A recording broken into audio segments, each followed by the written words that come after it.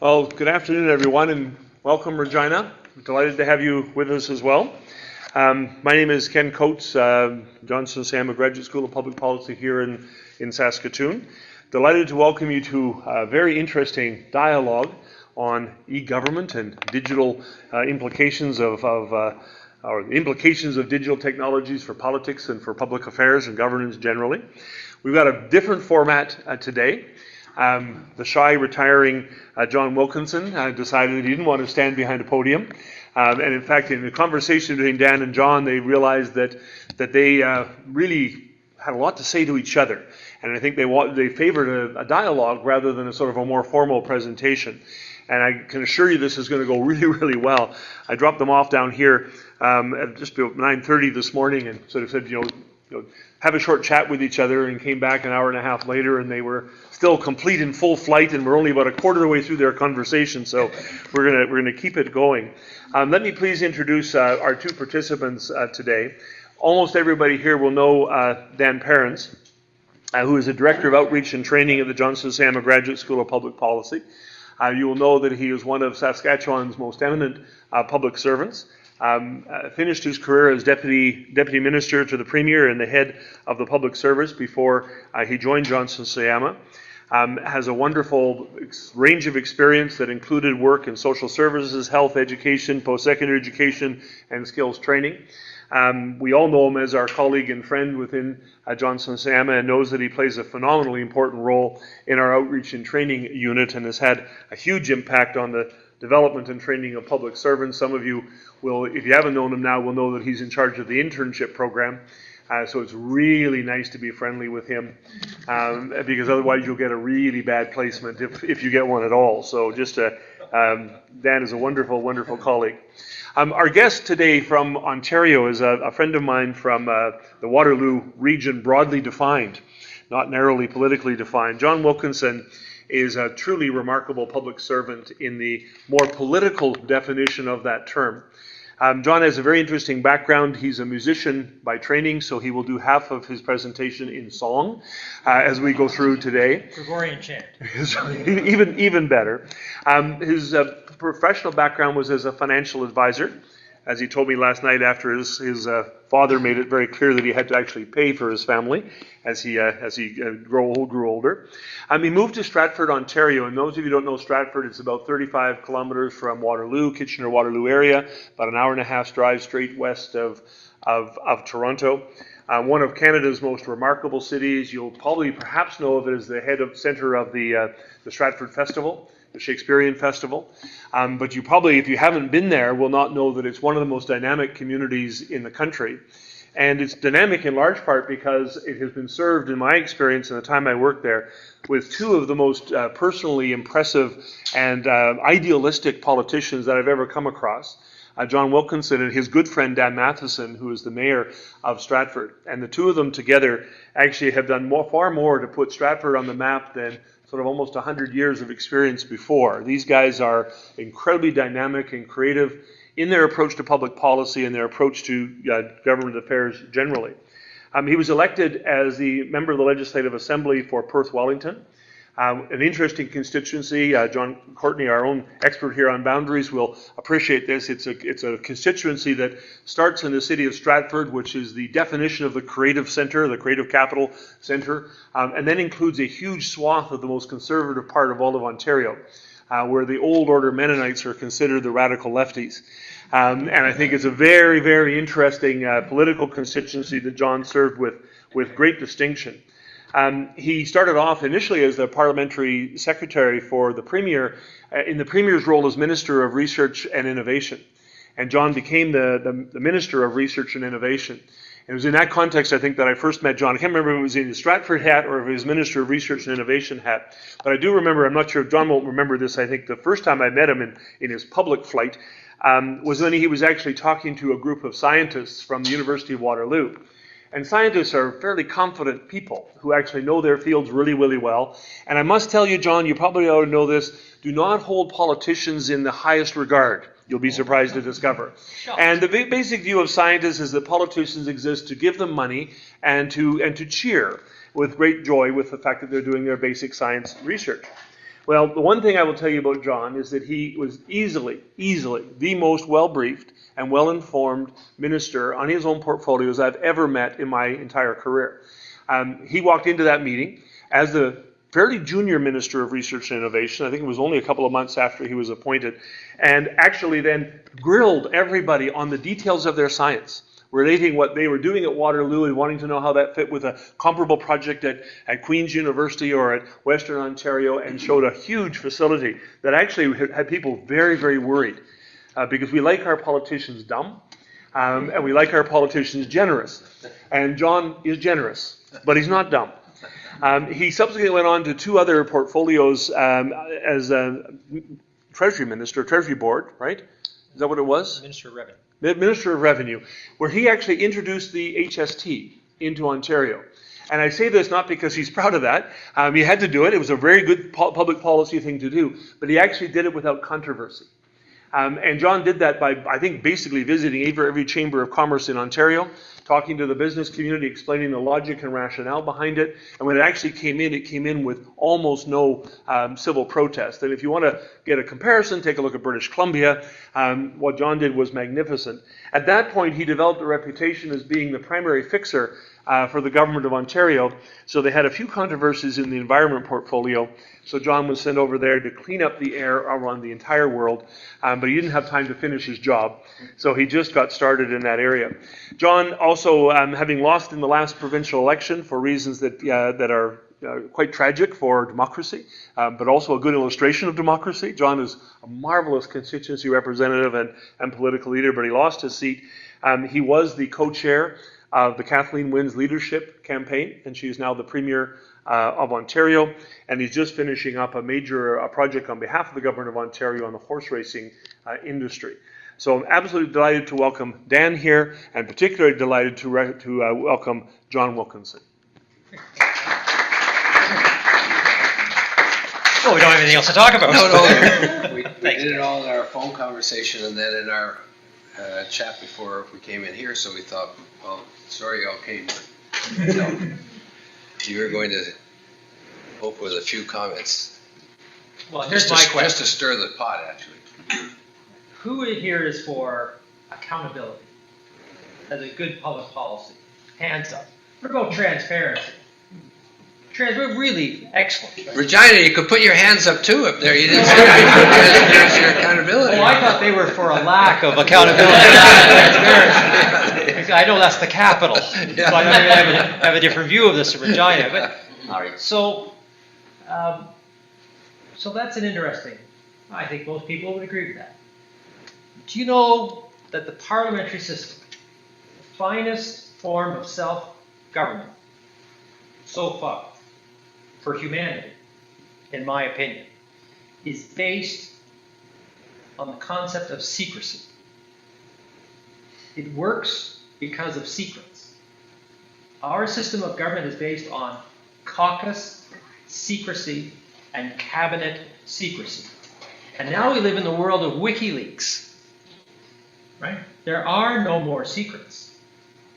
And we as citizens will all say, well, this is wonderful. Now we're really going to know how things are made. It reminds me of the line of, I think it was Winston Churchill, who said there are 2 things that people should never see. The making of laws and the making of sausage.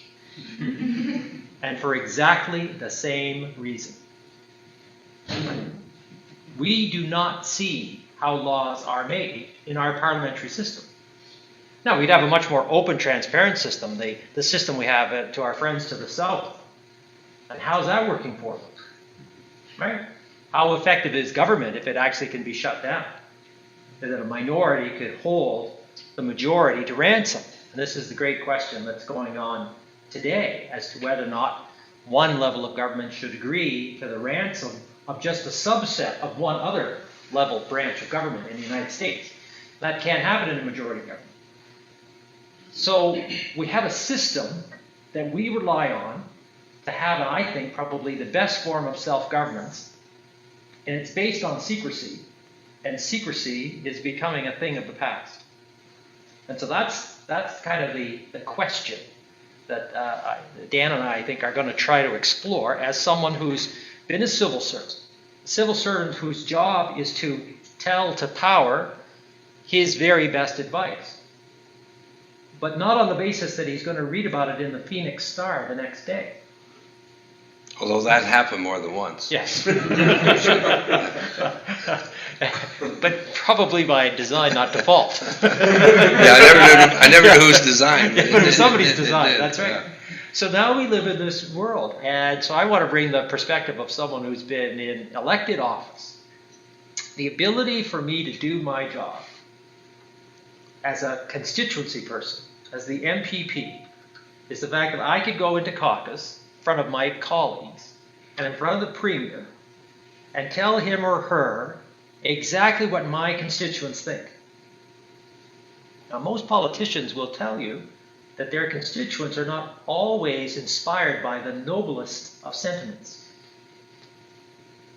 But it's important that an MPP be able to say what is happening in his or her riding and to be able to share that. You know, in a province like Ontario, with such diversity, a parliamentary system allows us to reconcile that. It's not a monoculture, say, for example, like Japan. Canada is a multicultural society. We have great fracture points within our society. And through parliamentary democracy and multiculturalism, we're able to resolve those and have one of the finest countries in the world, if not the best country in the world. You look at the alternatives where people are allowed to have their factionalism result in civil war. So people lined up around the world to get into this country, to get away from that. That's why they're here. I always like the definition of what is a good country. A good country is a country where people are lined up to get in, right? As opposed to lined up to get out. So if there are people lined up to get into your country, you've got a good country. Right? That's why so many people come, and that's the vision. That's what we represent to the world. But it's our parliamentary system that allows those debates to happen, and they can be vigorous debates. And it's based on the fact that people can say to power and to their colleagues what their constituents really are thinking, so that those issues can be resolved behind closed doors. And there's nothing, and I think Dan will give us examples, there's nothing more corrosive to caucus than if what is said in caucus somehow makes it into the press. Right? Because the idea is you sort it out behind closed doors, much like a family, and then the face that you present to the rest of the world is we're a family, we've made up our mind, this is what we're doing. And not that we don't allow dissent, but we don't allow public dissent, right? The other thing is cabinet. So if you end up one day being in cabinet, and I'm sure there must be burgeoning prime ministers in here somewhere, and premiers, when you go into cabinet, I know in Ontario, and I think in Ottawa, I don't know whether it's here, you go through two doors. There isn't a door into cabinet. There's two doors. They're quite close together. But you go through two doors to remind you that what is said in cabinet is a secret. Right? So that when I open up the door, there's people on the outside, usually civil servants, waiting for their turn to come in and support their minister. But they're kept outside. The discussions happen inside, are secret. So cabinet, our cabinet form of government, which is the hallmark of our parliamentary democracy, is based on secrecy. And so what we were talking about is in Ontario, because of an issue there, we actually have parliamentary committees who are supreme, who are throwing away all of these normal parliamentary conventions to try, in their opinion, to either get to the truth or to score political points, who are throwing away the fundamental principles upon which our system of government is based. It's not perfect, but it's pretty damn good. And so I think there's implications of our ability now to have no secrets, which are going to impact the quality of the government that we receive. And so I'm not going to take a point. I'm going to agree with all of you that accountability and transparency is good. But it would go to the issue, should we have accountability, should there be secrets? There are national security issues. And this is what WikiLeaks is all about. How much of it do we really need to know? And how much of it should we really not know? Should we not is it important that all of us see how the sausage is made? That's a great debate. So anyway, so I thought that when Dan and I were talking before, that's what we found, is that we had been part of that system based on secrecy. And know the rules of that are being changed. So I think that's an area that should be explored. And so that's why I'm more than happy to accept the invitation. So when I was talking to John, I'd never been to a caucus meeting, because caucus is really the governing party's own forum to deal with those issues that relate often to policy, but it's their party forum. I've certainly had been to cabinet, both as a deputy to help present issues, or in the last 7 years I was in the public service, which is interesting to reinforce John's point. I literally sat in the corner. I didn't have a voice. Perched. Yeah, perched. I think once in a while I couldn't help myself and just speak, and was reminded that if I wanted to contribute, I should get elected and get a seat at the table properly. It was my inner child occasionally.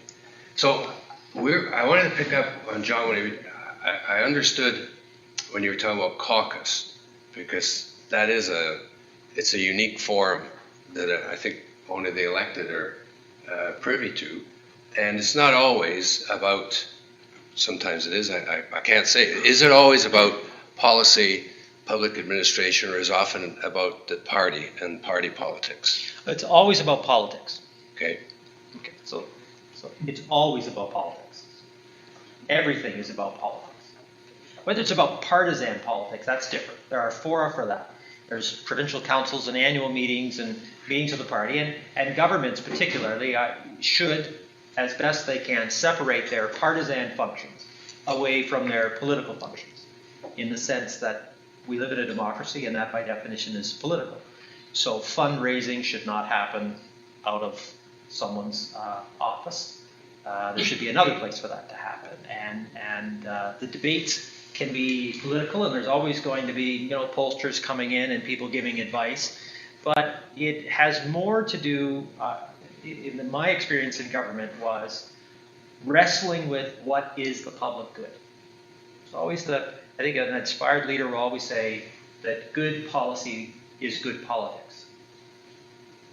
So if you believe in that, the debate that needs to happen is what is good policy and how one can deal with that. But any difficult policy issue is infused with politics. As you learn, and Dan would know this from his time in the public service, whatever you do is going to affect something else. And it's not going to affect one thing, it's going to affect multiple things, because it's a closed system. A dollar here is a dollar not there. It's that there's not just more dollars. There's only so many dollars.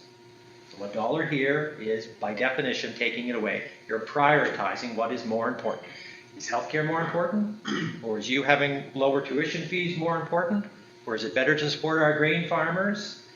Is it more important that we support our researchers? It's the same pot of money it's coming from.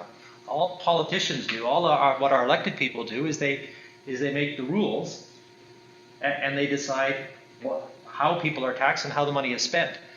This is the old line that of course, is based on the golden rule.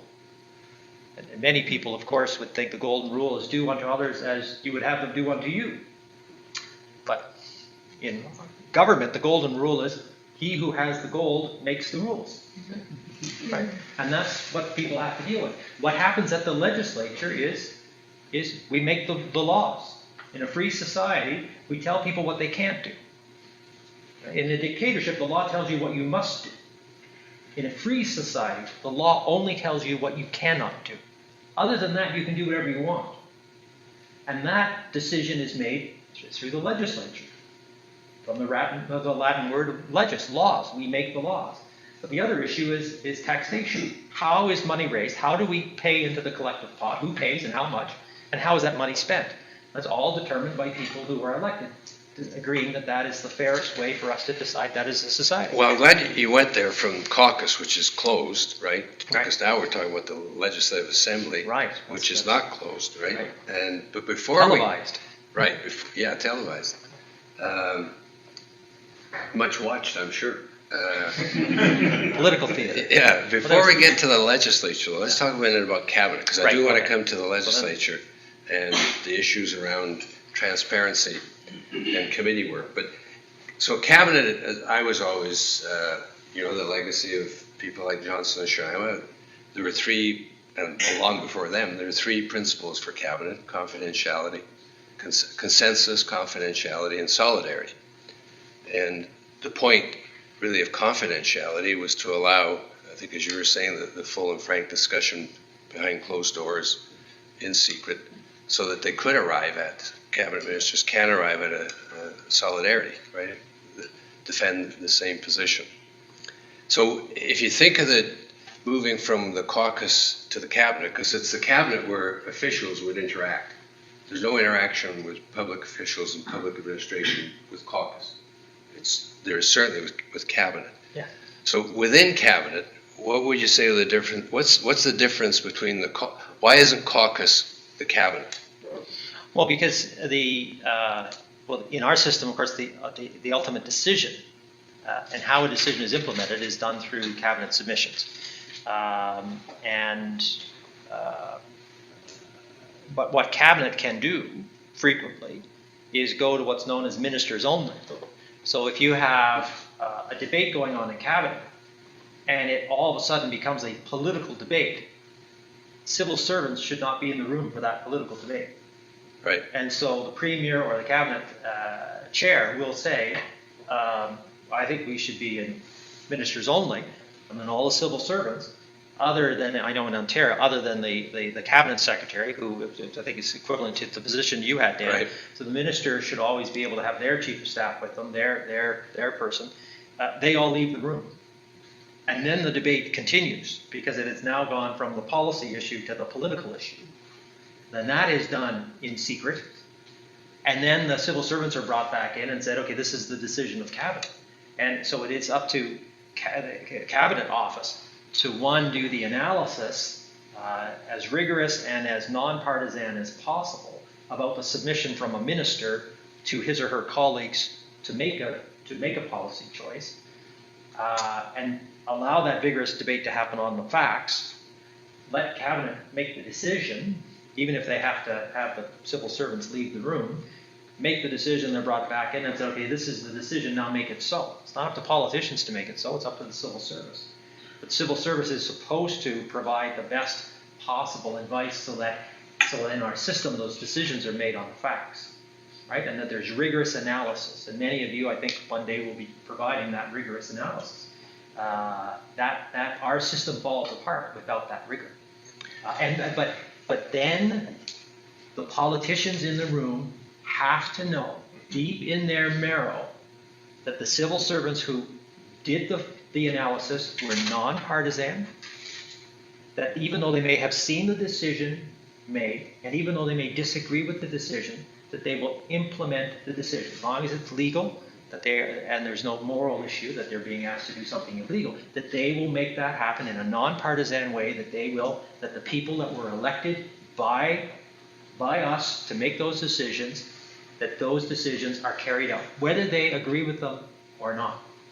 And in any great debate, there are plenty of cabinet ministers who have had their say and lose the argument and are part of the team and implement it. And if they don't like it, then they have to. The only honorable thing to do, of course, is to lose. So I'll just give one little anecdote. When I was called to cabinet by the premier, and I had my one-on-one with the premier, I remember what he said to me. He said, "There's only one thing I can't abide, John. People who die on the Hill." I'll tell you what I mean. You're a bright guy. You're going to be the Minister of Research and Innovation. You're going to come to cabinet one day and you're going to say, this is what I think we should do with the money. I've got a budget. I even need more. I want to reprofile my budget. You're going to come in and you're going to make your presentation. You're going to have the best argument you can, and you're a hell of an arguer, John. You're very good at that, right? And there's going to be 26 other people, me included. And if we look at what you want to do, and we collectively decide that we shouldn't do that, right, then you're going to need to accept that, because no one is as smart as all of us. So if all of us collectively figured that's not the right thing to do, then you need to agree not to die on the hill, not to get into a snit, not to let your ego drive what you're doing, to agree that the collective wisdom of cabinet or of caucus or of a legislature is more than you. Because it's not about you. The system that we're in, the parliamentary system, is about us. Right? And what he was telling me, I never had that problem, is that he couldn't abide cabinet ministers that could not set aside their ego and agree that collectively the decision of all of us was that this should not go ahead. Yeah, I watched the minister. You've probably seen that. Well, occasionally. The minister storm out while the Premier was trying to arrive at consensus, and the Premier observed, I think we'll just put him down as undecided for now. Because he understood the value of arriving at consensus because of the solidarity principle, right? It was critical voice but given to everyone. But I wanted to pick up on the... Yeah, you see, and you can't get everyone to agree unless they've been heard. Yeah. You have to be able, so a leader, which is a good principle, we never generally. see premiers do this, but what they have to master is the ability to have people within this closed system of caucus or cabinet actually be able to say what they think, even if it's stupid, even if it's not based on fact, even if the argument is emotional, because that's the world that we live in. Everything has to be brought to the table. It needs to be hashed out, but at the end of the day, the Premier or the Prime Minister is absolutely worthless unless they can make the call. And what I can tell you, and I'm sure you would agree with me, the decisions one has to make as a Prime Minister or Premier are the decisions that Solomon used to have to make. The easy decisions never get up to the Prime Minister or the Premier, ever. Those ones are done. The really hard decisions are the ones that get settled in cabinet. And everyone sits around, and the cabinet is deeply divided. Half of cabinet wants to do it this way, and half of cabinet wants to do it that way. And then all of a sudden, there's just one person all by themselves who has to make the call. And so you'll see so many caucus members and cabinet ministers, despite whatever the political slings and arrows that have been shot at their leader, will stand and defend till their grave the person that was their Premier or their Prime Minister, because they saw that out of the whole bunch, the one who had to make the tough decision wasn't them, it was that person. So did secrecy extend to the advice that was given from your deputy to you? And yes. If so, why? Why is that? Well, absolutely, because the well, I always got along with the civil service because we had this analogy. One of my mentors, and I was very fortunate always through business success and then through political success, I always had mentors. So I talked to somebody who actually had done it, get their best advice. And the advice that I had been given was that a minister, because I'd come from the corporate world, that the minister was the chairman of the board. And the deputy minister, the head of the civil service, was the president of the company. The chairman of the board, the chairman, set the goals for the organization. It's up to the president to implement it. So the chairman of the board didn't go down past the president and start mucking around in the day-to-day decision making and telling people what to do. That's what the president was getting paid for, right? But if you're the president and your board can't make a decision, it's pretty hard to be an effective president. So the president of a company needs the chairman, the board, to be functional and to make decisions. Because then they can't manage the company. But I'll tell you, the chairman of the board doesn't want to hear that the president's running around doing stuff that hasn't been sanctioned by the board. Going to get fired for that too. So that analogy, which is the one that was presented to me, helped me understand what my role was as the minister, which is ultimately to make the decisions on the best advice possible, and that the role of the deputy minister, the head of the civil service, was to actually implement that. But we couldn't expect the president to do a good job unless he or she had at least some say in the opinions. But I had to believe that the deputy was not, because they controlled the information, wasn't using that position to slant the argument so that I would just decide what they wanted me to decide. Right? So that level of trust between a minister and a deputy minister makes all the difference as to whether or not the two of them are effective. If there is no trust, and I remember when I was sent over to do the HST by the Premier, which was the big political problem that we were facing. And, I asked our friends in British Columbia, right? Up until that point, every government that had ever touched the HST, federally or provincially, had subsequently gone down to defeat. Our government was the first in Canadian history to bring in the HST and not go down to defeat, but I lost my seat. So there was pain that went around. But I'm just saying, what you got to do, the job that you're given. So that was the interesting dynamic between the deputy and the minister, and how well they have to close. So what had happened is I'd been sent over to revenue, and here we were, let alone bringing in the HST, political challenges. For my deputy, her ministry was going to be cut in half. Well, you try to run an organization. Where everyone's already told, by the way, half of you are going to lose your job. But don't worry, you'll get another job with the federal government. Oh, because we're basically devolving sales tax to the federal government when you harmonize your tax. Trust me. Yeah. So the cabinet secretary, who was the Premier's deputy minister, came to me after a week or so and said, well, how's it going with Carol? Carol was my deputy minister. And interestingly enough, her name is Carol Layton. And her brother-in-law was Jack Layton. So can you imagine Christmas at their house while Carol, my deputy, was helping me bring in the HST on Ontario, while her brother-in-law, Jack, was running around the country saying it was the worst thing in the world. Some things in the Layton household they didn't talk about at Christmas. Carol was brilliant, and as a matter of fact, as a civil servant, received for her work the Amistad Award, which is the highest distinction a civil servant in Ontario can receive for work. I received the judgment of the people. The Liberal government lost their majority by 1 seat. And they lost that seat by 209 votes. And that was my seat, interestingly enough. So it ended up being a footnote. So the point I was going to make is the cabinet secretary came to me after about 2 weeks. And I had a wonderful relationship with my deputy minister at Research and Innovation. We were partners in crime together. We got a lot accomplished, as Ken was mentioning. And I liked Carol, but I didn't know whether or not we were actually going to be gel. The two of us were both chatty Cathy's, and I wondered if we were ever going to be able to get any work done.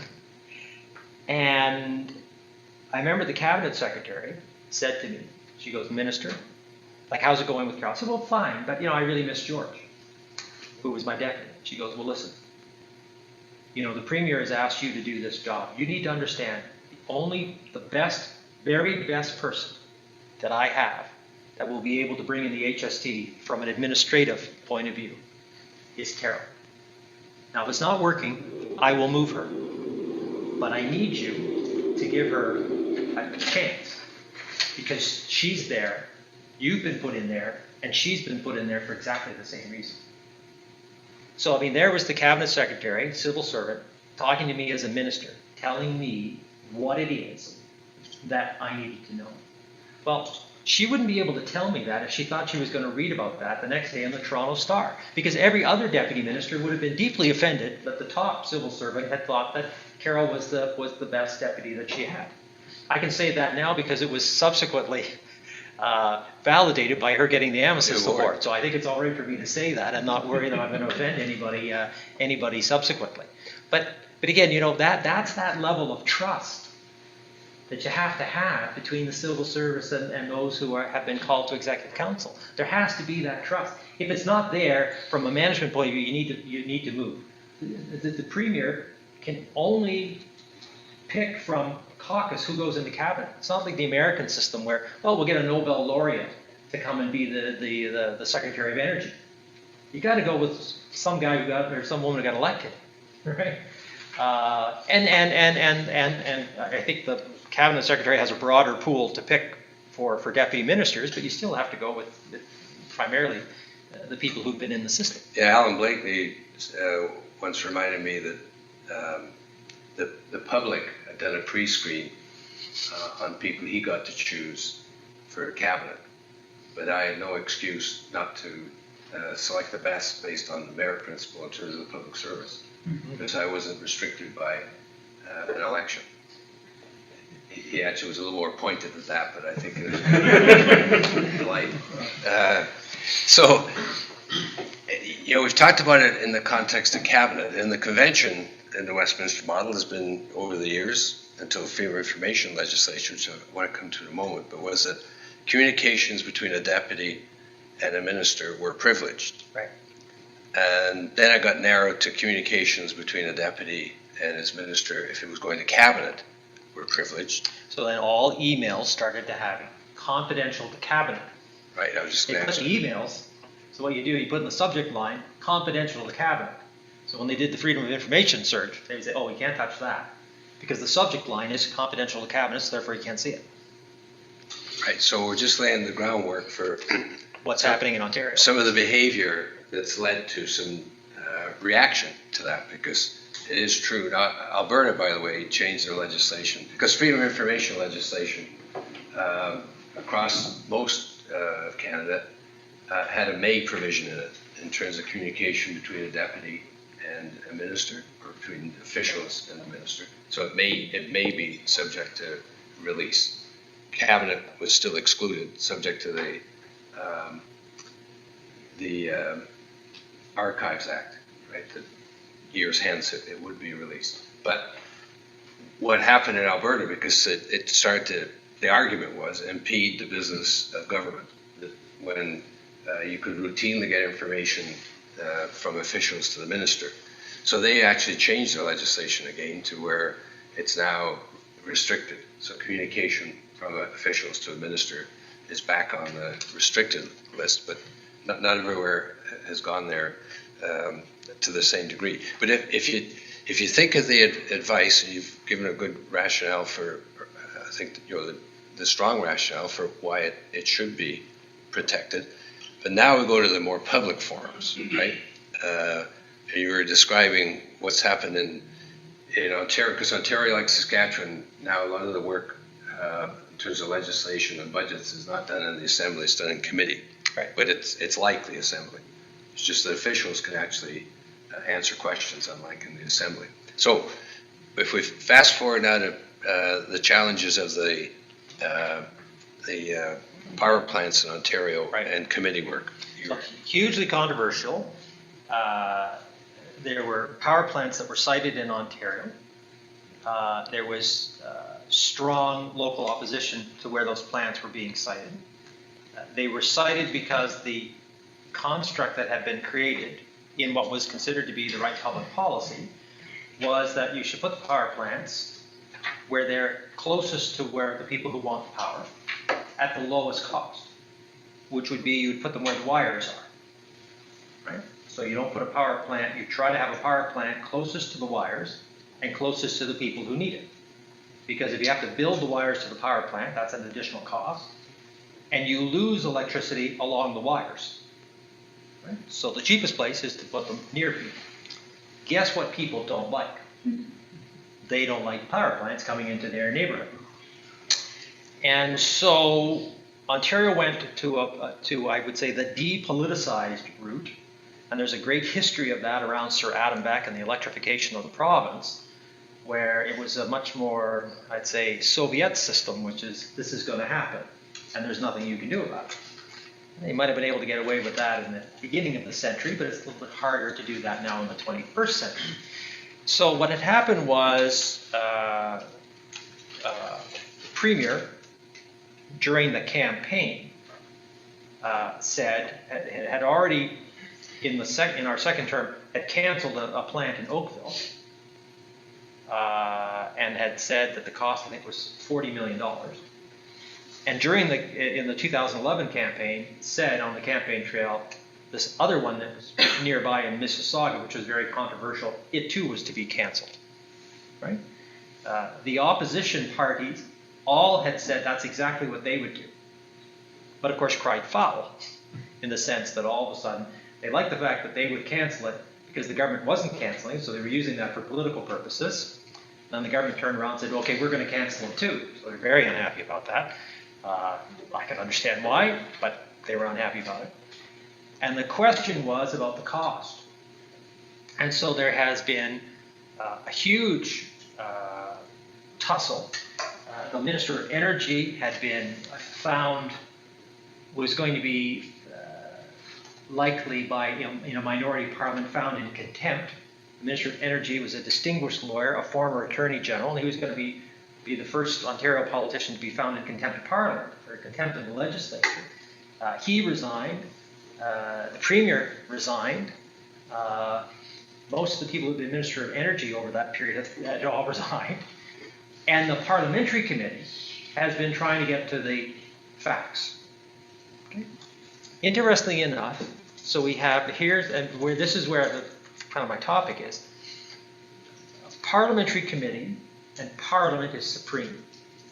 Most people don't know it, but if the Parliament of Canada or the Saskatchewan legislature says to John, you are going to come and you're going to answer our questions, you have to attend, John, or you're found in contempt of the legislature, and under Speaker's warrant, one, you can be compelled to attend. You can be put in jail in Ottawa. I don't know if there's a jail in the Ontario. And if you don't, then you'd be put in jail. Yeah, there is a jail in the Parliament of Canada Yeah. for such purpose. John's been in it. So, you have a minority government, so the two opposition parties actually control the committees. In a majority government, the majority party who has to run the committees. So they control everything. That's one could say that's either the good or the bad of our parliamentary system. If you want to have government that makes decisions, that gets things done, there's nothing like a majority. You have a lot of power, but you have to use it responsibly. But in a minority government, the opposition parties were unhappy with the answers. Right? And so the government said, well, listen, we'll disclose this, but we're negotiating with the companies that we canceled their contracts with. So this is an issue that is going to go or could go before the courts. The Parliamentary Convention is that you would not call to as a witness an issue before the courts. Because we're in a system of government where the people who make the laws, the people who enforce the laws, and the people who adjudicate the laws stay out of each other's backyard. We don't have politicians telling the police who to pick up. We don't have the police telling the judges who to convict. Right? We don't have the judges telling Parliament what laws to write, other than whether or not the law itself is constitutional. Right? So we have a system where those people agree not to interfere with each other. So if there's a matter that's going to go before the courts, the Parliamentary Convention is, until it's done at the court, then we don't deal with it.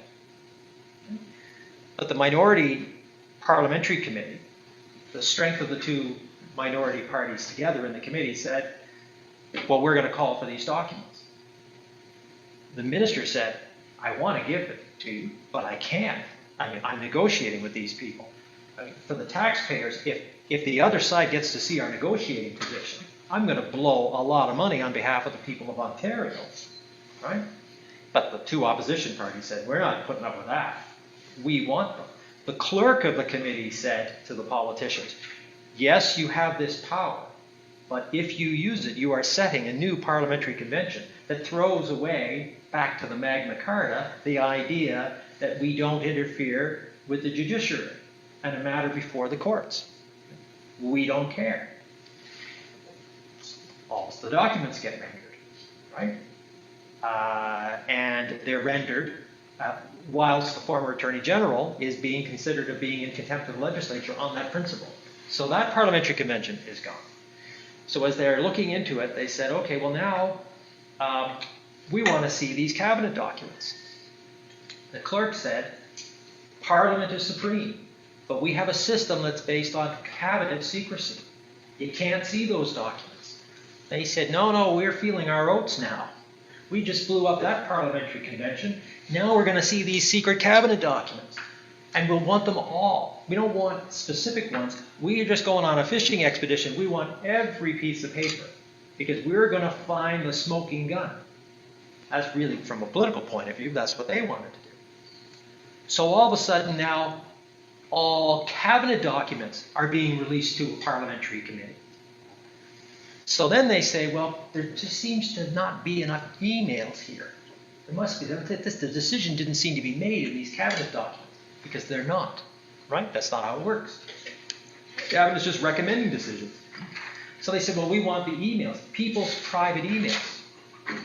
So you imagine if Parliament said, now I want your email account and I want your password. And if you don't give it to me, you're going to jail, buddy. Think about that. That's exactly what the Parliamentary Committee said to people. You made this decision by having emails and having email conversations. I want those. Well, how would they know whether or not that system had happened? Well, because some staffers had used their Ontario.ca account, their government account. They didn't use their private email. They didn't use their political email account. They used their government email account.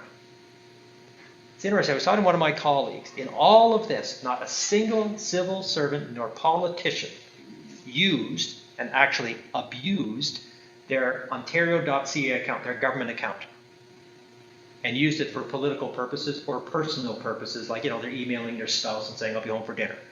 Right? Because you're supposed to use your Ontario government CA account that's owned by the people of Ontario, and all of that, though it may be subject to cabinet solidarity or secrecy, that is government property. The only people, my understanding is, the only people who actually abused that, and it was really just for convenience, were staffers. And out of the voluminous emails, every so often there'd be a staffer. When you say staffer, John, you mean like a political staffer. Political staffer. Yeah, political staffer. Not a public servant. Not a public servant. No. A political staffer who was part of an email chain, didn't flip from one BlackBerry to the other, was using their Ontario account. That Ontario account, that email showed everybody else on the email chain all of their private, all the other people in the conversation's private email. And then the Parliamentary Committee said, oh, well, so-and-so, that's your private email account, but now that we know it exists, we're compelling you to come and tell us, give us all of those emails. Give us your password for your email account, because we don't trust that you will actually give us the emails that we want. So we want complete and total access to your private emails. That's going on in Ontario right now. And then, interestingly enough, one of the email conversations, one of the advisors to the Premier, when the Speaker ruled that there was a prima facie case of contempt by the Minister of Energy on releasing documents, emailed amongst themselves. This is totally unacceptable, I think. I'm paraphrasing. We got to get him to change his mind. Right? So, of course, now it looks like advisors to the Premier were trying to influence the Speaker. Of course, the Speaker is the referee in our parliamentary system. Right? The Speaker did not agree with the staffers in the Premier's office. He allowed the case of prima facie contempt to move forward. It was resolved by the Minister resigning, not by a vote, if I remember correctly. I wasn't there, but if I remember correctly. Interestingly enough, the opposition, again, feeling their oats on this minority committee, and even though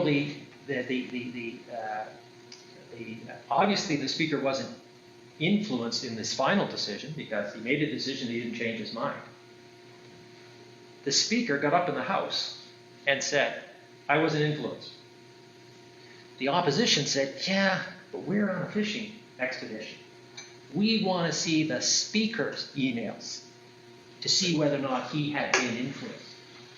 And the clerk of the committee, who had told the committee, don't allow there to be a parliamentary convention about delving in things before the courts, things that are said in cabinet, said no. Because the clerk works for the Speaker. And her boss had got up and said, I was not influenced. And the clerk didn't allow the question to be called because it was their boss. Everybody else went under the bus, but the clerks were very strong for the Speaker, so I thought that was quite it. Now, beyond that, politicians who are members of caucus, we have email accounts as caucus members. Those are run by the legislature for all three parties in Ontario, and they are secret because they're political. right? Because we're dealing with our constituency matters. The opposition has asked for the premiers, the former premiers, what's known as their Citrix account.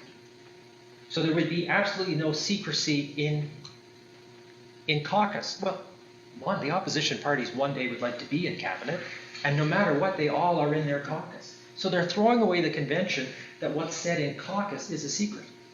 So I'm just saying, it's amazing that we are actually to get either to the root of the matter, or to go on a political fishing expedition, one or the other, depends on probably how you look at it, throwing away all of these conventions that are the underpinning of our parliamentary system. And the parliamentary system, a convention here, can be used in the legislature in New Zealand, some other Commonwealth country that's using a parliamentary system, right? So what happens in the mother parliament in the UK, what happens in Canada or Saskatchewan, and what happens in Australia. All of those are used to make the case of convention when members get up on a point of principle and argue about why the rules should be, the speaker should interpret the rules the way that they are. So I would just say, it's just, and everybody like me as a former politician are just scratching their heads and saying, you realize that as you're going through this process, there are consequences to actually blowing up, knocking out the pillars upon which our system of government is built. So I want to come back to the implication of that in a moment, but I couldn't help but think of an anecdote. A few years ago, I didn't know Mrs. Blaney, but I was sitting next to her at an event, and I introduced myself.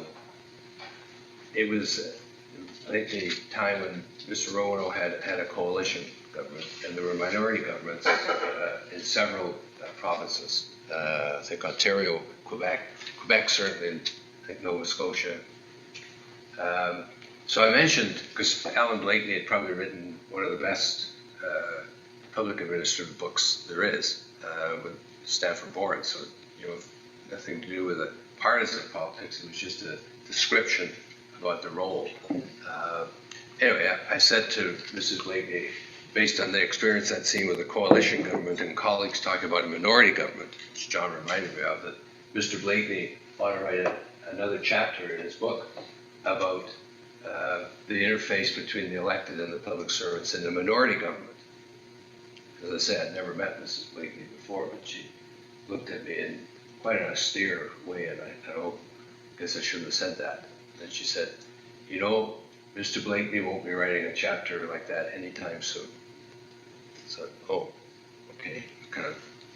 She said, that's because Al knew only how to win big or lose big. I thought, okay. So part of it is the reality of a minority government, in part. Well, and one of the things is, and of course, I was not elected to be part of that minority government. It was my seat that got lost. But one could say, if you look at it mathematically, is that it led to that minority government. But it's interesting. If you've had a majority government and you know how to run the place, there's 13 million people in Ontario, it's a $125 billion a year operation. If you know how to run the place with a majority, it's a totally different set of rules if it's a minority. Yeah. I always remember the former Premier McGuinty on the night that we won the minority, I think referred to it that he had won a major minority. Reminding people, what's that? It reminds me of my grade 12 history teacher, Mr. Dumpy. He used to always say to us, because in our high school you could get an exemption from your final exam if your mark was high enough, right? And so always at the end of the year there'd be some, I think you needed a 70. If you had a 70, you could opt out of writing the final exam. And he said, well, if you fall off a cliff and you're plummeting to the ground and there's a branch that's sticking out and you go to grab for the branch and you miss it by this much, splat. Right? There is no major minority. You either have a minority, it doesn't matter whether you're 1 seat short or whether or not you're 10 seats short. Yeah. You don't run the place anymore. Yeah. It's the opposition parties combined that have the majority of the votes. Yeah. You just have the majority of the seats, and therefore you have the right, the first right, to form the government. And then you have to always prove that you have the confidence of the House, which in a minority is, you got to work hard on that, as opposed to a majority where you just have to whip your caucus in line and make sure that everybody is staying on the same page. Well, we're getting close to one, and I know, I was just, given what we've been talking about secrecy, right, and what's happened when you go to committees, which in part of the legislative process, where it's no longer secret and it's in the public domain. But what about, because since John and I's first conversation, there's a couple of things, 3 things that pertain to this that happened. One, the auditor in Ontario has reported on it, who, by the way, is the new auditor in Ontario. She was the auditor in Saskatchewan. And I love auditors dearly, but I'm always glad to see them go somewhere else. Not so much now. But the second thing was the controversy about spying on the Brazilian government, right? And then there was the former chief of staff of the Prime Minister handing over all his emails and all the material that he had on the Duffy file, right? So. Right. Now that pales in comparison to what's happened earlier in terms of the Snowden leaks and the WikiLeaks. So is there any point to secrecy? Well, see, and this is so your series is one about government technology. When I got elected in 2003, I was one of the few crackberry guys there, right? But I had gone in business and found great success. I was one of the typical kind of BlackBerry user who used it for business and had my business profitability explode by being able to have an integrated device that would allow me to manage by email and have it with me at all times. And I was one of the first crackberry addicts there was. I show up at Queen's Park, right? Most people weren't. And government definitely wasn't. Right? But again, the staffers were young, so they knew how to use it. And it transformed the ability, like it has transformed for business, the ability to manage. Because instead of telling somebody to do something and then debating whether or not you told them whether or not they understand it, you have a written record that said, hey, I told you to do it. I told you to call me or do this. And now, you can hold people to account. And you can have a lot of people working on the same thing at the same time without playing telephone tag. And it's so much more efficient. But boy, there's a hidden price that's been paid because it has created a digital record of everything, which every archivist in the world thinks is wonderful, right? But at least in England, all of those records are released 50 years later when almost everybody involved is dead, right? Which was the point of the Archives That was the whole idea. Yeah. That's right. We're learning all the secrets from the Second World War now.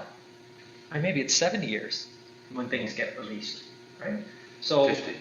There's a 50, yeah. So the whole idea is that the people involved, and so again, there's this concept of so it is, this technology is a two-edged sword. If government had to go back to running everything by memos on Gestemner paper and telephone calls, the efficiency of government would go way down. But we're creating a digital record of everything, and all of the normal, and even if the Ontario example of part of a minority parliamentary committee deciding to use the power of that Parliament is supreme to throw away a lot of different parliamentary conventions about the judiciary and just personal privacy, and all of those things are being thrown away. Even if you don't have that, you're still in the world of Julian Assange, right? That there is a record. And so again, so you can't say, well, let's all just be Luddites and go back to the way it was. But I think there's going to have to be a new balance that has to be formed. For example, in hindsight, I would say that when Parliament asked a minister for records, and that those records were before the court, and could prejudice the position of the government and therefore the position of the taxpayer, right? That there should be a way so that the minister can comply with Parliament, but give them to the Privacy Commissioner, who is a officer of the legislature, appointed by all three parties in a nonpartisan fashion, or be able to turn it over to a judge, right? As opposed to putting it into the public the highly political public domain of a parliamentary committee, right? So who's going to decide what's in and out? And of course, the minister says, here's all the documents, but I've decided to, redact everything, right? So who do we have now that we can trust? And then just this latest question about spying on Brazil, right? Who's overseeing that agency that nobody knew about? Everybody knew about CSIS, but they didn't know about the CSAT people. There's like one retired judge who oversees the fact that they are collecting, teraflops of data every day on communications as part of this network with our allies, right? Who's overseeing that? So I think we're going to need to have some new structures, and unfortunately I think we're going to have a regular person's personal privacy, right, breached in public for the rest of us who elect politicians to say there has to be some new balance. There has to be openness and transparency, but there has to be some way of reconciling that people have should be able to have their conversations privately. What a lot of people are saying, I always remember a very sage person once giving me advice when I became a minister, right? Stop using your BlackBerry. Call your deputy. Tell him what to do. It's his job to record what you tell him, not your job. No, I always knew when I got the call, come upstairs. Oh,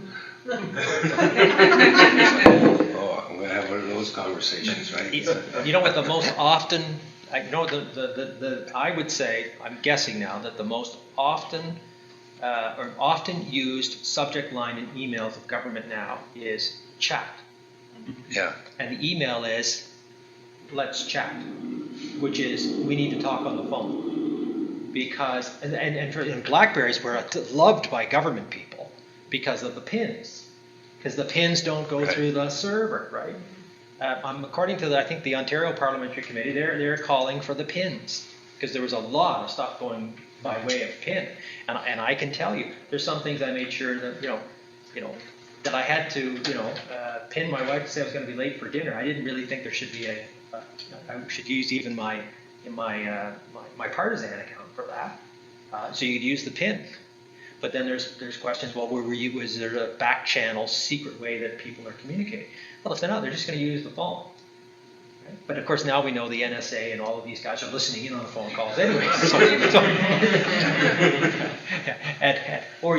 Or what was the other one? There's using your Gmail account or something like that. Everyone has these private email accounts. All the staffers are having these private email accounts. And of course, some of the guys say if you actually use any word in the dictionary, it'll only take them 30 seconds to crack your password.